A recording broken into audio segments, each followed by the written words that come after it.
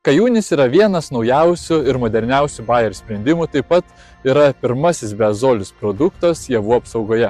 Kajūnis yra sisteminio poveikio fungicidas, skirtas kontroliuoti grybinės ligas vasariniuose ir žieminiuose kviečiuose, rugiuose, miežiuose ir kvietrugiuose. Į fungicido sudėtį įeina 3 veikliosios medžiagos veikiančios skirtingai. Tai spiroksaminas, biksafenas ir naujos kartos turbilurinas, trifloksistrobinas. Šios veikliosios medžiagos viena kitą papildo, todėl turime puikią apsaugą nuo lapų ligų ir iki minimumo sumažina patogenų atsparumo išsivystymo riziką. Kajūnis augalams suteikia žalinimo efektą. Ilgiau išlaikoma žalias lapų plotas, taip pat augalai yra atsparesni sausrai. Tinkamu laiku panaudojus fungicidą turime užtikrintą apsaugą nuo lapų ligų iki 4 savaičių. Dėka fungicido unikalios sudėties kajūnį galime naudoti per visą augalų vegetaciją.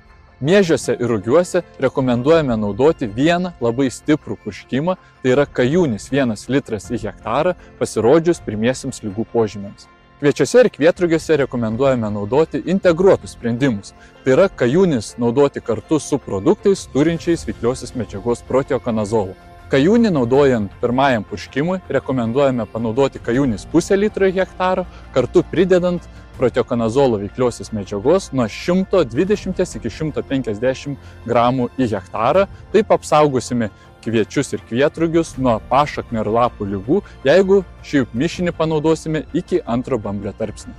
Siekiant apsaugoti viršutinius lapus, rekomenduojame naudoti kajūnis 0,7 litro į hektaro, kartu pridedant veikliosios medžiagos proteokonazolo 100 gramų į hektarą. Panaudojus kajūnis viršutinių lapų apsaugai, patikimai apsaugosite pasėlius nuo agresyviausių viršutinių lapų ligų, tai kviečių dryžligės ir lapų septoriozės. Naudokit kajūnį ir džiaukitės jo teikiamais rezultatais.